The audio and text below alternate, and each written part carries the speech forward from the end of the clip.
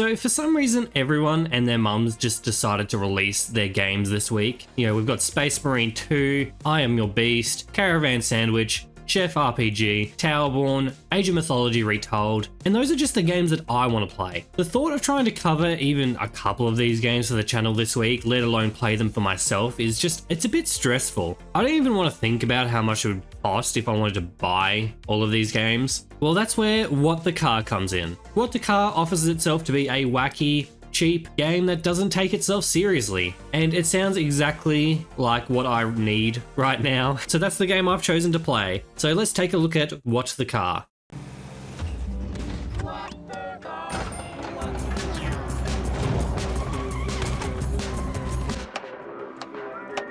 What the Car.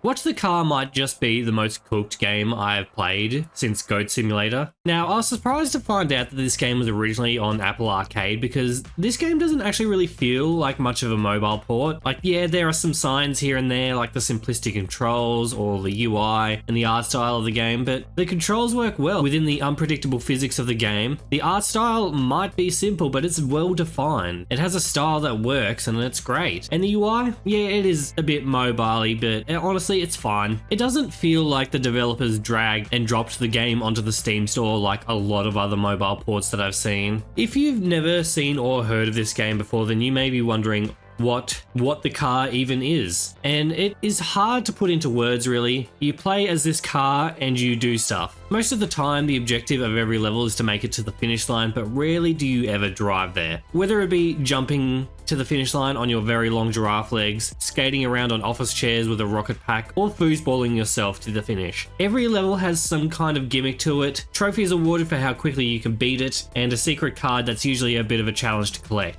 And that's pretty much the game. Now, I found myself having a hard time criticizing this game, not because there isn't anything wrong with it, but how do I seriously review a game that does not want to be taken seriously? The physics in this game can be inconsistent at times, but part of its inconsistency allows for weird sandbox things to happen, which is part of its charm. Same with the music, it's kind of wacky. I don't particularly like it, but it does its job to sell the strangeness of the game. Sometimes I feel like the differences between the levels' gimmicks are a little too derivative of the ones that came before, but at that point, am I just thinking about this game too much? It's a game that is meant to be dumb fun, and I am having dumb fun playing it. Now, I realized that I was just kind of overthinking things when it came to reviewing this game, because the only metric that matters when it comes to reviewing this game is the same thing that matters when I look at any game I review. Is this game worth your money? And why is it worth your money? I'm not going to string you along. I think What the Car is definitely worth your money. As for why, well, the answer is also simple. Because it is fun. Now, I do have more to say about what makes it fun. If I didn't, this video would just be a YouTube short that would be just me saying, hey guys, you should buy this game.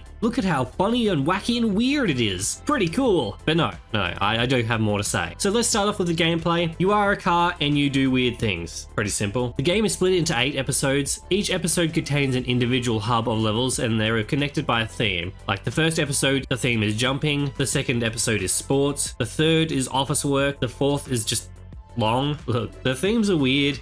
The game is weird. Each hub world has around 20 levels, give or take, plus a few user-made levels that the developers have handpicked and put into the game. The user levels are optional, but they are generally pretty decent to play. Looking at completion of this game, I would say What the Car will take you around 5 hours if you're just doing the bare minimum, just finishing the levels, not caring about what times you get or what trophies you get. I would say full completion with all gold times and all cards will probably put you around about 8 to 10 hours to complete. Maybe a couple extra hours if you're doing the developer picked user levels. But you could also get a couple of extra hours of fun on top of that if you do a bit of surfing through community made maps, and probably another extra couple of hours on top of that if you're into making the maps. I tinkered with the map editor for a bit. It's not really my thing, but I found it pretty intuitive to make something simple. I feel like it'd be more of a pain if you really wanted to fine tune things. this is all tools for people who have a lot more patience than me. I wasn't really interested in this. What I like about What the Car is that the hub worlds also act as their own playable world, and a few mini puzzles to do around the place. Most of the time, those puzzles have something to do with gaining access to the skull levels, which, as you probably guessed, are extra hard levels. I'm a bit hit or miss on if I like these. I found a few of them to be quite frustrating,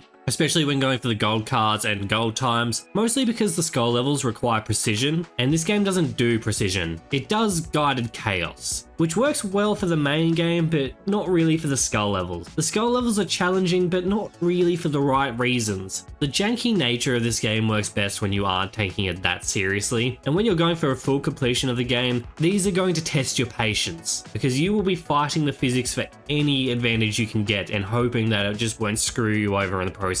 Maybe that's why all of the bears just discourage you from doing them. Now, when it comes to a game that requires a lot of failing and restarting, the time between attempts needs to be short to combat irritation with failing, which is something that this game does, and I like that it does it. Not only does the level reset very quickly after a failed attempt, but restart is the first option when you hit the pause button, so restarting is about as quick and as easy as it could be. But What the Car only gets it about half right, because every time you restart a level, the game will restart the music track that is playing. This really starts to become annoying on the skull levels, again, which are hard and require quite a few restarts. I think if I go for full completion of the skull tracks in the future, I'm gonna have to turn the music completely off. It is one of those problems that was solved years ago by games like Hotline Miami or Super Meat Boy. Like, they knew that if you had to trial and error parts of the game or die a lot, a restarting music track amplified irritation with the game. And yes, when I was playing some of the skull tracks and I was restarting maybe 10-15 times on one of the levels, I was getting really pissed off at the music. What the Car is a game with a bunch of gimmicks, and odds are you probably won't like all of them. I found that because of the game's ability to just keep moving on, even if you come across a level that uses something like, say, the climbing picks, which I didn't like, your time using them will be fairly brief. Some gimmicks get reused a couple of times, sometimes up to 3 if there is a skull level that uses it. There was never a time that I got fully tired of any one gimmick, even the ones I didn't particularly like. But what keeps this game fresh and fun is that it just isn't afraid to keep moving on. It has one absurd idea it wants to do, and it will do it. Most of the time you barely spend more than a couple of minutes on any one thing, and that's why this game works. Any level I visit, I really don't know what I'm going to get or what to expect, and if I don't have fun on this level, then the next one will probably do it. For a game that doesn't take itself seriously, fun is the one thing that this game has to be, and it does it well, and that's why I think What the Car is well worth the asking price. It is just a solid, fun experience. You don't need anything more than that, and it doesn't really try to be more than that. It just tries to be a fun game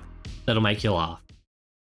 Thank you so much for watching this video. If you liked the video, please leave it a like, and if you're new to the channel, please consider subscribing. This was a bit of a quickie review. I'm currently contemplating what game I'll be tackling next. I'm thinking Towerborn, because Space Marine 2 is very expensive. But let me know what game you think I should cover next in the comments. Thanks to my YouTube members Controlled Killer and Yellow. If you think my content is worth supporting via YouTube membership, the option is there. Perks are on the screen. I also have a community Discord which is free to enter, as well as a Steam curator page. Links to everything in the description below. Thank you so much for watching. I will see you all in the next one.